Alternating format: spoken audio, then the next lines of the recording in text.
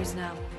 Well, Lebanon's entire cabinet has resigned in the wake of widespread protests over the deadly explosion at the Beirut port last week. Prime Minister Hassan Diab is reportedly on his way to submit the government's formal resignation to the president and will later address the country. Well, 4 cabinet members, including the finance and justice ministers, had already stepped down. We're watching live pictures now from Beirut, and the government negligence and corruption have been blamed for the disaster that killed at least 200 people and injured thousands more.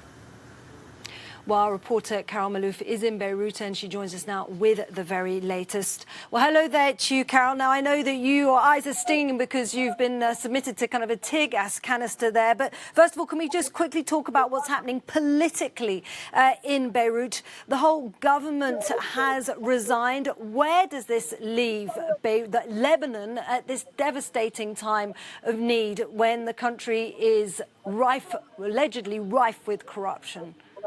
Well, absolutely. I mean, definitely there was no trust whatsoever in this government, neither locally, as you could see the protests over the weekend. Even today, there are protesters protesting that they want this government to go. Neither did we see any support from the international community, because the President Macron and other international players have said that, we don't trust this government. We're going to give the aid directly to international organizations or the people. So this government became kind of obsolete. They had no role to play anymore. Nobody's talking to them. So it's about time for them to leave. As we speak, Prime Minister Diab is currently drafting his resignation speech. He's scheduled to come out and address the nation at 7:30 p.m. local time. And then he will present the cabinet's official resignation to the president. This de facto this state becomes a de facto caretaker government. Now, there are 2 scenarios. The first scenario is that they will set up a government of technocrats and call for early elections and the dissolvement of parliament, or a government of national unity, which takes us back to the previous state where all the political parties will be in that cabinet, represented in that cabinet, and this is not what the people want. So we have to wait for 2-3 days for events to unfold politically, so we know in what direction the country will be going and what cabinet we will see in the coming few days.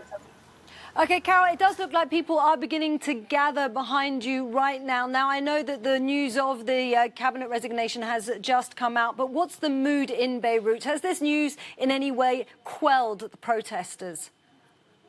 Well, we've been talking to people on the streets and we've asked them if they were happy with the decision. Some people said, this government is insignificant. It's a government of technocrats.